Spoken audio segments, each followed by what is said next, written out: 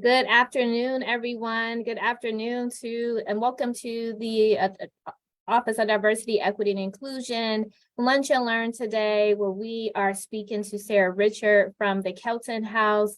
In celebration of Black History Month, we wanted to ensure that we are highlighting some historical factors that have happened right here in our city and in our county. And so we're really glad to have Sarah here. Franklin County Office of Diversity, Equity, and Inclusion continues to celebrate all cultural responsibilities and importance of our culture in all races. And so this month we are highlighting Black History Month for February. And I will now turn it over to Leandra Tricuros, our Diversity, Equity, Inclusion Administrator, who will talk to you more about what will happen today during this Lunch and Learn. Leandra? Thank you so much, Damika. It is a pleasure for you all to join us to hear this amazing story. We are excited to have Sarah Richardt, who is the Executive Director of the Kelton House Museum and Garden, with us. And to provide a little background, she began her tenure as the Executive Director on July 1st, 2020. She is a graduate of Purdue University and began working in history in 2009 at a local museum outside Chicago. She took over an economic development and historic preservation agency as their executive director from 2013 to 2016. Sarah returned to the Lombard Historical Society in 2016 as their executive director. She has written 2 local history books, produced 2 historical documentaries on the anti-slavery movement and women's suffrage, and curated a multi-million-dollar folk art, While living in the Chicago area, she was elected to public office twice. Now in Columbus, she has focused her research efforts on the Rosetta Armistead story and the Columbus anti-slavery movement and the connections to the abolitionists on Town Street. Sarah splits her time between Columbus for work and going home to Indianapolis on the weekends. Her historical interests include the Underground Railroad, Victorian life, and storytelling. We are so excited to have you and hear your story. So without further ado, please begin. Thank you so much. I'm so excited that I was invited to speak for this, for Black History Month.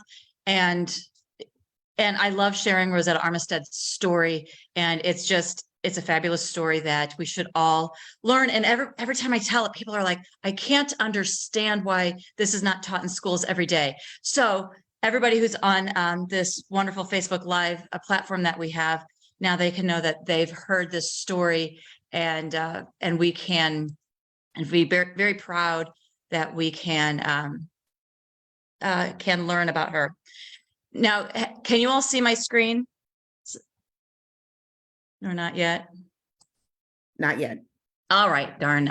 I am not very good with this. I'm very good live, but this launching on a platform some days I'm not the best at. So I need to share my screen with all of you so you can see all of my options. And wow.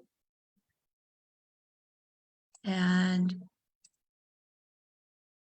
holy cow, it was just here. So, and is this the one? I am insane. So don't turn your mic off until I start, because I may need your help for one quick second. No worries. The lovely world of technology. We are figuring it out right now. It is. And I know we have this time crunch, and so I get all nervous. Oh, no worries. It's quite all right. So yeah. You should have it on the bottom of your screen.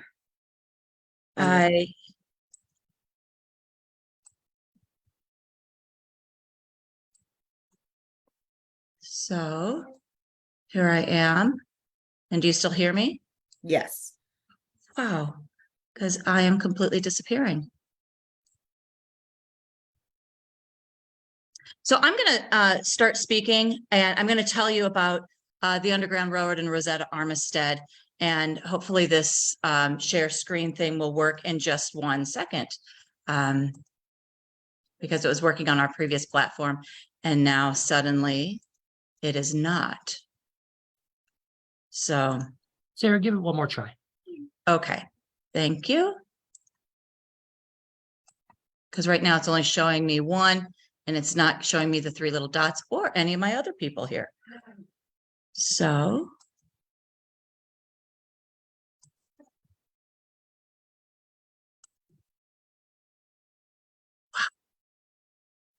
it's only showing Jody's face. There we go. So sorry about that. And you're all thinking I'm insane right now. Share screen options.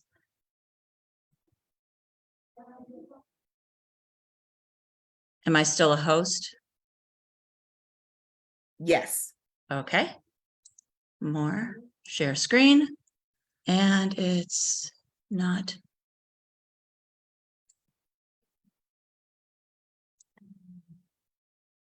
Holy cow. Because I can see it on my screen, but when I hit share screen, nothing comes up.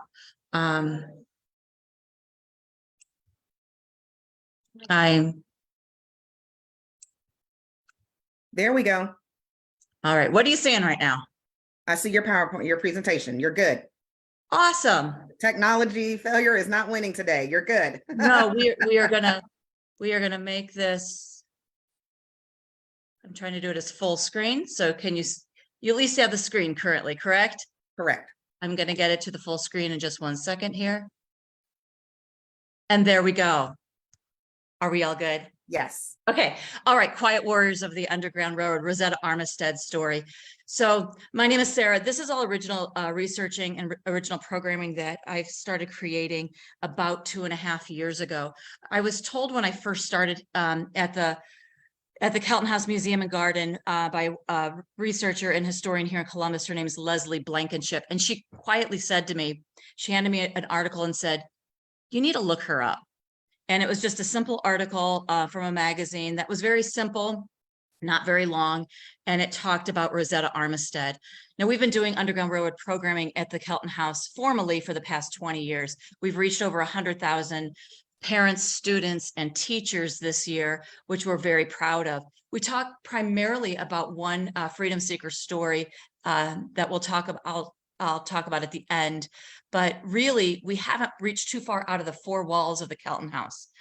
So I started doing this research, and every once in a while you'd see a modern article about it. But until I started digging back to the 1855 articles, there really wasn't a whole lot to find out about her. So at the if anybody wants to contact me at the after this program and look up any of my resources or anything, any of my content, I'd be happy to discuss how I've done this. We've been doing this for a long time, like I mentioned, and I do all of this with the help of Mary Olerman, who is our education programmer coordinator, who's been doing this, and we are run by the Junior League of Columbus. So that is who I work for. So the Junior League of Columbus has been doing this programming and running the Kelton House Museum since 1976. And finally, I want to give kudos to Nicole Bergman, her Photoshop has made it possible for me to have these wonderful maps that I show you. Early Columbus, back in 1840s, 1850s, was all full of torment of, are they going to be slavery or anti-slavery? Ohio being this border state, there's always going to be people on both sides of the issue, unfortunately, especially when you get farther south, when you get farther to the Ohio River. There's always going to be people who have that Southern influence, that Confederate influence, that I could say, that were pro-slavery. In Columbus, though, it was not as divided as Cincinnati was, but it was still there. One place that wasn't very divided, and I would have to say was more of this hotbed of anti-slavery activity, was Town Street. Now, if you're familiar with Columbus, Town Street was where the Keltons lived, was the farthest end, the east end of Columbus. But it had this whole environment with the people that lived here and the people that moved here of this hotbed of anti-slavery activity that was going on. And so if you notice on the map of towns, the yellow stripe is where Town Street is. Towards you can see where the state capitol is, the state capitol building, of course, the river on the edge, And then finally, I would like to point out this spot here, that was for the School for the Deaf, which is now Topiary Garden. So just to give you a couple of landmarks of where we're at. So Topiary Garden, the State Capitol building, and the river. And then of course the yellow line again is Town Street. Now Fernando Kelton lived at 586 East Town Street. Now Town Street, Fernando lived at 586 East Town Street. Him and his wife Sophia built the house in 1852. Now this was their second home. Their first home was closer, was down the road a little bit, and I'll show you that in a second. But this was their second home, and this one they built, and they had 5 children that moved into this home, and soon they had a 6th child after they moved in. The home still stands at the museum of the Kelton House Museum and Garden at 586 East Town Street. Now we know Fernando was part of the anti-slavery movement. And the way I can pinpoint what he did was through separate articles, separate meetings that he attended, and what he was doing. One of the big things that I can put my finger on is that he was part of the Kansas-Nebraska bill. And so historically, the Kansas-Nebraska bill in 1854 raised this possibility that slavery could be extended into territories if everybody voted. Well, this was against what had already been put in place. And there was a lot of people in Columbus that were against this. So people like A.P. Stone, who was the treasurer of the state of Ohio and happened to be Fernando Kelton's brother-in-law, Sophia's brother, was very anti-slavery, and they were against this bill. You could also see Sam Galloway was very much, he was also coming to these meetings to stop these, they were trying to stop this Kansas-Nebraska bill to stop slavery from going into the Nebraska territory. Other people that were noted that were very against that slavery expanding into the Nebraska and Kansas territory were Goodale. You may recognize that name from Goodale Park. And of course, A.P. Stone, I already mentioned, and Eli Gwynn, who eventually was Fernando Kelton's landlord. I just mentioned Sam Galloway was one of those people who was against this Nebraska Act. So he lived right across the street from Fernando Kelton, and he was quite an amazing person. His home was at 553 East Town Street. It's been torn down, but it looked very similar to Fernando's house. Sam Galloway served on the U.S. Congress from 1955 to 1958, approximately. Now, I have this political cartoon up because this is when Preston Brooks, sometimes we think we live in the time that nothing like this has ever happened before. Our political climate now, where we think that people are yelling from the House floor, yelling at people, that this is the only time this has ever happened. But in 1856, the political climate was incredibly toxic. And that's obviously what led to the Civil War. But there was a Massachusetts senator named Charles Sumner. Now, Charles Sumner stood up on the Senate floor and pointed to people very specifically and said, "You're pro-slavery, you're pro-slavery, you're pro-slavery, and because of it, you are an evil human being." Well, Representative Preston Brooks did not take too kindly to that. And so the next day after that speech, he came in and physically beat him almost to death on the Senate floor. Now, this is the time, this exact same time, this is when Sam Galloway is serving as a U.S. congressman in Washington, D.C. So he's a congressman, but he's also a friend to President Lincoln. So at this time, he meets Lincoln, he helps campaign for him, he does things. And in 1861, after President Lincoln is elected, there was a great quote as the gentleman entered the room. Mr. Lincoln arose from his seat, advanced to the door, wrapped Mr. Galloway in his arms with the exclamation, "God bless you, Sam. I'd rather see you than any other man in America." On this day in the Oval Office, Governor Todd, Secretary War Stanton, Sam Galloway, and Lincoln were in the preliminary discussions of the Emancipation Proclamation. Now, if you think about that for a second, the people discussing the Emancipation Proclamation are the people that lived here in Columbus, Ohio, on Town Street, not just Sam Galloway, but also Governor Todd. Now, if you see by the red dot, Governor Todd was a neighbor of Fernando Kelton and Sam Galloway. He lived just 3 houses down from Fernando Kelton, and they were close friends. His house still stands at 530 East Town Street. Now, they were such good friends, Governor Todd and Fernando Kelton, that here's a letter from F.C. Kelton to, as he called him, His Excellency, the Honorable David Todd.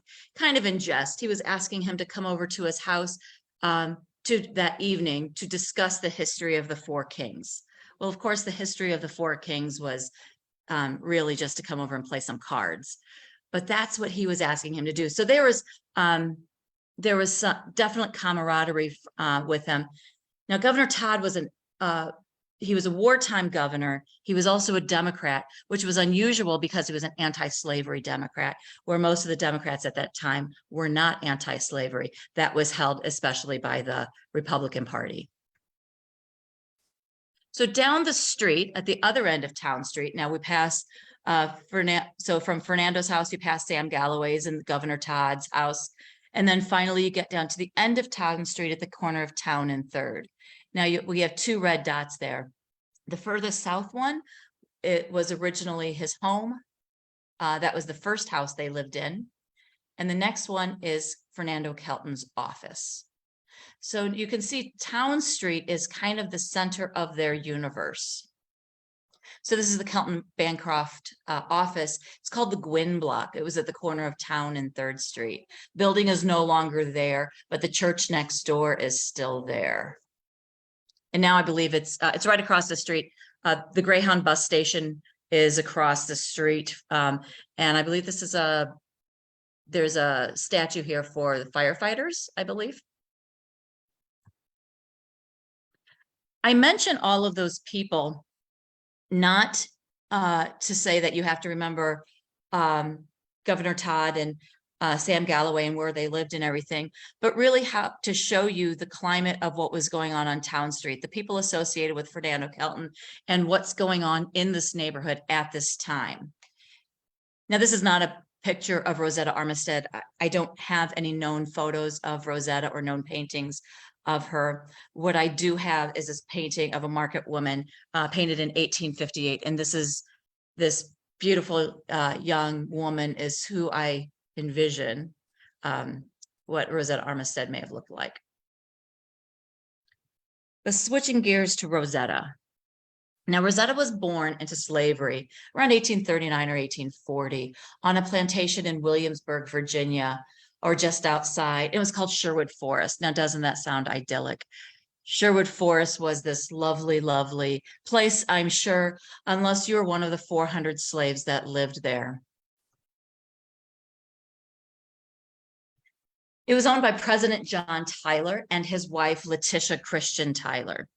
Now, look, President John Tyler and Letitia had multiple children. Their youngest daughter was Alice Tyler. And these are the people that originally owned Rosetta Armistead. Now, of course, as a refresher of history, President John Tyler served as vice president under William Henry Harrison. He was never elected as president. He became president after Harrison passed away after only 39 days in office.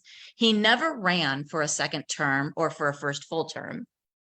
He probably wouldn't have won. He was not very popular. He was the only Confederate president that ever served in the White House.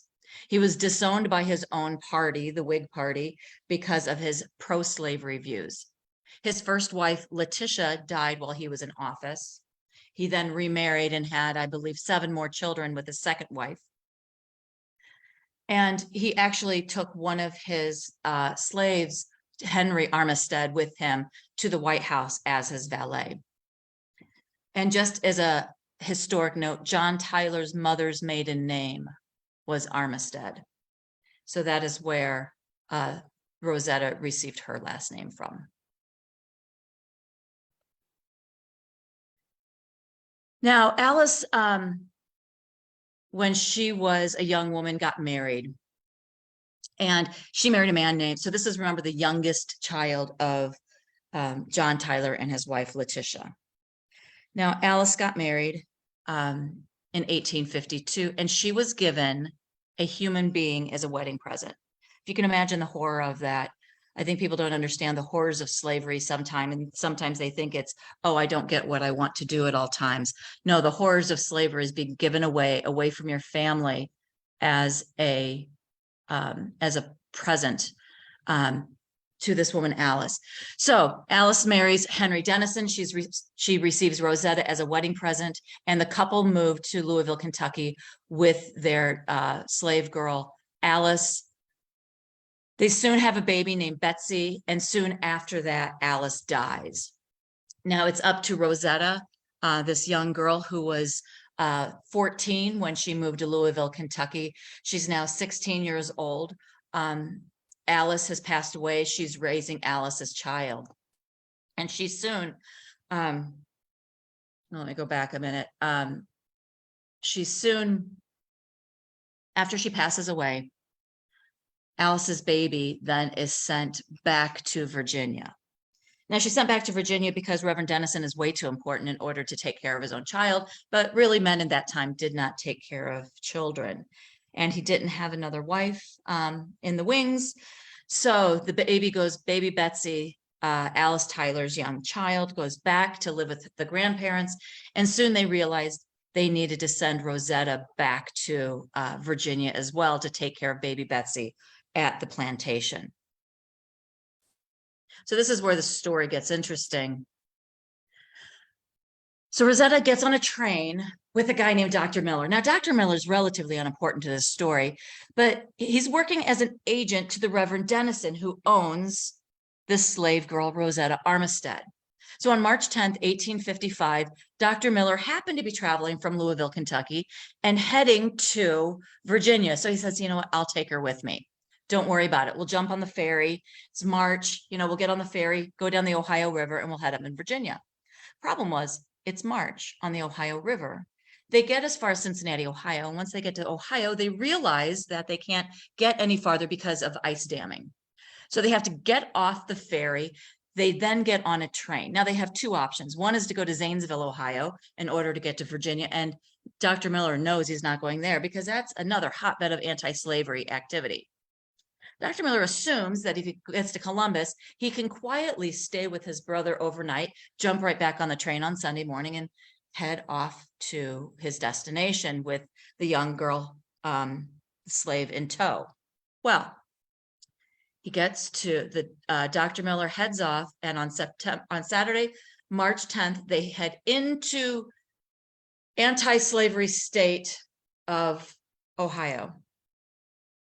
So Rosetta and Dr. Miller arrive at Union Station about noon on Saturday. But right as they pull into the station, there's a tap on Rosetta's shoulder by a guy named William Ferguson. Now, William Ferguson, he does this right as they're pulling, and he doesn't have a whole lot of time to speak to her. But assuming that she's on what they would call the colored car, and Dr. Miller is on the white car, they are not traveling together. So William Ferguson says to Rosetta, you're not a slave in Ohio. And that's all he really says to her. That's all he really has time to say to her. Because as he says this, they pull into the station, and Rosetta detrains, and she gets off onto the platform. Well, what William Ferguson knows, and Rosetta probably knows, she's 16 now, and she's very intelligent from everybody who was speaking, or everybody who spoke of her, that she was a very intelligent girl. She gets off the train, and she says, she gets off the train, and as soon as she gets off, William Ferguson has her followed. Because in 1842, Ohio passed a law that said, if you were brought to Ohio by an agent of your owner or your owner, and you were a slave, you're automatically free. No ifs, ands, or buts about it. You're automatically free. So William Ferguson, who happened to live right around the corner, right behind Kelton's office right off of Town Street on 4th, he has Rosetta followed off the platform, and William Ferguson then takes action. A little bit about William Ferguson. Unfortunately, I don't have a photo of him. William Ferguson was a founder of the African Anti-Slavery Baptist Church, or one of the followers. In 1840, and that African Anti-Slavery Church, of course, we're going to figure out where that is in just a second.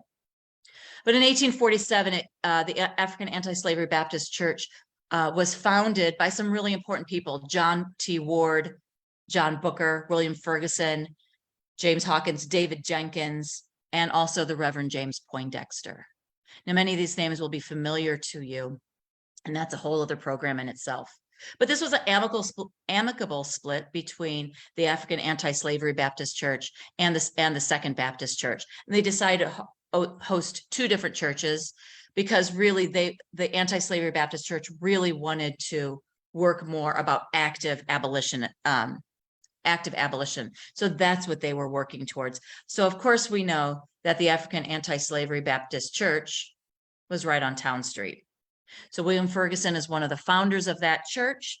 He happens to be on the train car with Rosetta Armistead. He happens to tap her on the shoulder and tell her that she is free in the state of Ohio. He happens to have her followed, so he knows where she's going to go. And of course, none of this is by happenstance. This is all now happening very intentionally. So the next day, this is on a Saturday at noon. By the end of that day, William Ferguson finds a judge that he knows, and he gets a writ of habeas corpus. Now, the writ of habeas corpus orders the custodian of an individual in custody to produce that individual in court, because they know that she is now illegally being detained. So on Saturday, he finds a judge. On Sunday morning at 9 a.m., William Ferguson arrives at where Rosetta Armistead is staying with the judge and tells the judge that, you know what, this is March 11th now. This is on a Sunday because the train isn't going to pull away till Monday because trains don't run on Sundays. So March 11th, William Ferguson says to Dr. Miller, he presents him with the signed writ and says Rosetta needs to appear in court the next day. Now,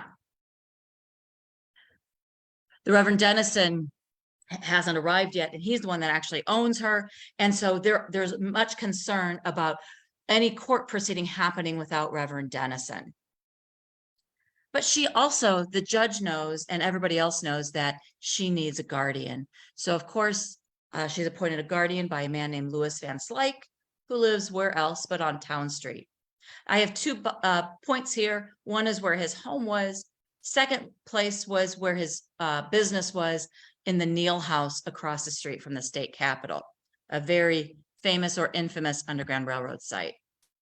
Now, his house was at 188 East Town Street, kind of kitty corner from the African Anti-Slavery Baptist Church, and right next door to Fernando Kelton's office. So again, I'm not giving everybody's, putting all these names out there for you to remember everybody, but I want to make sure you all know that this is a group of William Ferguson, who's an African-American or who's a person of color in 1855. And then you have the political figures all helping to help start the ball rolling of the freedom of Rosetta Armistead. So by March 12th, they go to court to talk about this writ of habeas corpus. By 9 a.m., there's over 900 Black residents of the city waiting to hear what happens with this ruling. And is Rosetta Armistead going to go free or not? Well, Sam Galloway, the guy who lives on Town Street, who was friends of President Lincoln, was her attorney.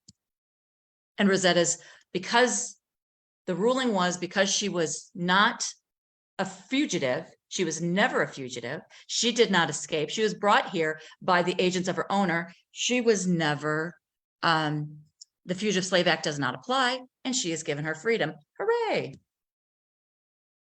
She's now got a job right around the corner at Dr. Coulter's office because, again, very smart girl. Now she's been given a guardian at Louis Van Slyke's. She's working in a doctor's office, and she's working there for a while. And 2 weeks into her freedom, her newfound freedom, 2 men come into Dr. Coulter's office where she's working, and they claim to have legal process. And instead of showing legal papers to say that they're going to take her, they pull out their revolvers and kidnap Rosetta by gunpoint. This was all at the hands of Reverend Dennison, who said, definitely, you were not, we do not want, well, basically, you stole my property and I want her back. So they jumped on the train and they headed back to Cincinnati, or headed to Cincinnati, in order to try to get her back to Reverend Dennison. Now, these are all the places. So you see that at the top, they ended up back at the train station, way at the top of the map here. So Louis Van Slyke takes off running, jumps on the train, and gets on the train as the train is pulling away, jumps on the train to join Rosetta as they're heading back to pro-slavery Cincinnati. But before he took off, her guardian in Louis Van Slyke sent one very important telegraph, and that was to Salmon P. Chase. Salmon P. Chase is he was governor of Ohio, Secretary of the Treasury, founder of the Republican Party, Chief Justice, and now she has an attorney who's already been successful in freeing other people under this law, this 1842 law. So Salmon Chase and Rutherford B. Hayes meet her on the train platform to help her get her freedom. So they go to state court again, one more time. On April 4th, they go back to state court. State court says, of course, our law is clear. After 1842, if somebody brings her into the state, then she is free. But of course, then they have to go to federal court. Judge Pembury rules that the warrants were faulty and she is free. But that's not the bigger picture. The big picture is that Rosetta got her freedom. But the bigger picture is the amount of people who rallied around one person because of the institution of slavery was so horrific. No matter how she was treated personally, that is not the issue. The issue was how an entire city of Columbus, from the people who lived around the State House to political people to a general person of Louis Van Slyke, who all joined together to help one girl gain her freedom. And after 3 court cases, yay, April 4th, 1855, she was finally given her legal freedom. And good for Rosetta, a wealthy lady of New England, then happened to read about her story, as well did Frederick Douglass also wrote about her story. But this girl decided to then, at the woman's expense, pay for Rosetta to be educated in the best school in New England. And Reverend Dennison had to pay all court costs, and especially the marshals who kidnapped her and took her back to Cincinnati were also sent to jail. So good things all around that were helping for Rosetta. Rosetta, this is not Rosetta either. Rosetta eventually made it back to her family in Cincinnati, or I'm sorry, in Virginia in 1870, where she became a teacher. Miss Sarah? Yep. This is an amazing story. I just wanted to give you a 3-minute reminder we have. Yep. I am watching the time. Oh, good. Okay. I am watching the time because I'm going to leave you with 2 things because I only have 3 minutes left in this. One is Martha Hartway, a freedom seeker that ended up at the Kelton house, the home of the Keltons in 1864. And there's, this is how we know the Keltons were part of the Underground Railroad, is the story of Martha Hartway. And Martha was, her descendants are the ones who brought the story to the Kelton house. And that's how we are able to share it from her grandson, James Lawrence. And So we love sharing the story of Martha here at the Kelton House. And I'm going to leave you with kind of a thriller that to hear more about Martha, you're going to have to come to the Kelton House and learn all about her. And 2 commercials about what I'm going to do here. One is September's International Underground Railroad Month. If you don't know, yes, February is Black History Month, but also September's International Underground Railroad Month. Mike DeWine, the Governor Mike DeWine, signed it into law, House Bill 340, that was sponsored by Willis Blackshear and Adam Byrd last summer. And so we have more focused time to talk about the Underground Railroad.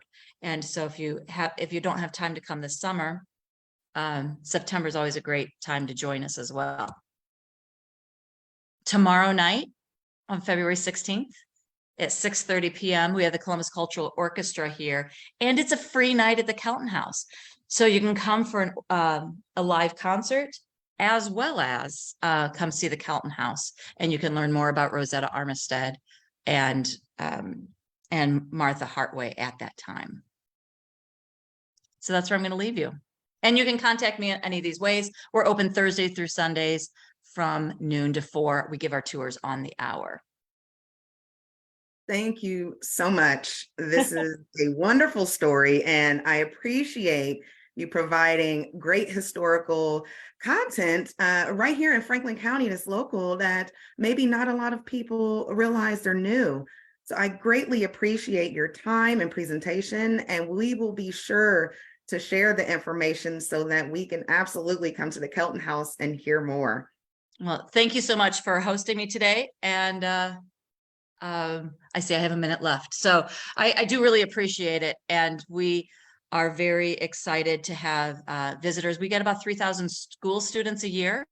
And we hope to have any teachers that want to reach out to us. And we'd love to host your children here. Thank you. That is wonderful. We will be sure to share that as well. So we greatly appreciate your time. Thank you, everyone, for tuning in, and feel free to please follow the Board of Commissioners webpage for further information. Take care and have a wonderful rest of your day.